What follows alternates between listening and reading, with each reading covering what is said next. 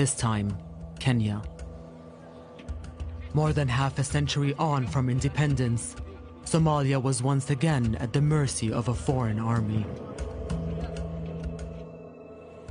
Coming up in part 2, Somalis turn to piracy to protect their rich waters from illegal fishing. A group of youngsters in a little village in Puntland, fed up with the activities of these illegal fishing companies, boarded a ship one day to protest. And they were told, what do you need to go away? They were given money. That was how it began.